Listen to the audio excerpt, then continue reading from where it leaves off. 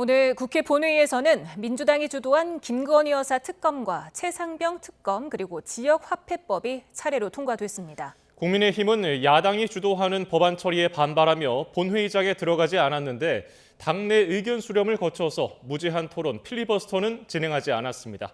취재기자 연결해 자세히 알아봅니다. 강민경 기자. 네, 국회에 나와 있습니다.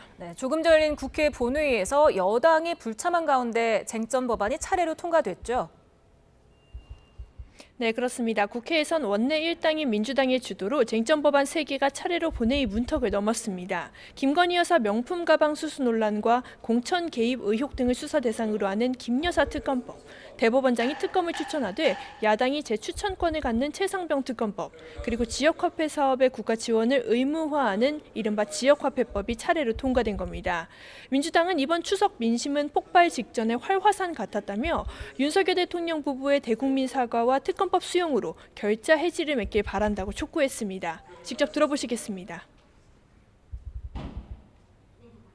윤석열 대통령이 또다시 특검을 거부한다면 정권 몰락을 앞당길 것이라는 점 분명히 경고합니다. 국민의힘도 특검법을 반대한다면 범죄 은폐 세력이라는 비판에 직면하게 될 것입니다. 민주당은 김 여사가 지난 총선 공천에 개입했다는 의혹도 전면에 띄우며 비판의 수위를 더욱 끌어올리고 있습니다.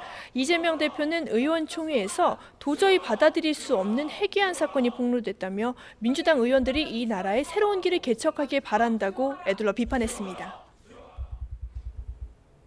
국민의힘은 어떻게 대응했는지 알아보겠습니다. 본회의장에는 들어가지 않았다고 하는데 필리버스터도 하지 않았다고요? 그렇습니다. 국민의힘은 민주당이 오는 26일 본회의를 열기로 한 협의를 깼다고 반발하며 본회의장에 들어가지 않고 본회의장 밖에서 규탄 대회를 열었습니다. 이른바 본회의 보이콧을 한 건데 배준영 원내수석 부대표를 포함한 일부 의원들만 잠시 들어가 법안 반대 토론을 진행했습니다. 국민의힘은 쟁점 법안 3개를 모두 받아들일 수 없다는 입장인데요. 추경호 원내대표의 발언 들어보시겠습니다. 22대 국회 본회의는 민주당 지도부가 원하는 대로 아무 때나 열리는 민주당 의총장으로 전락했습니다. 국회의 입법권을 이런 식으로 대통령 망신 주고 거대 야당 힘자랑하는 데 남용하는 것은 공당히 해서는 안 될 일입니다. 다만 안철수 의원은 이번에도 최상병 특검법에 찬성표를 던졌습니다. 앞서 국민의힘은 원래 무제한 토론, 즉 필리버스터를 검토했지만 최종적으로는 하지 않았습니다. 여당이 22대 국회 들어 쟁점 법안에 필리버스터를 하지 않은 건 이번이 처음입니다.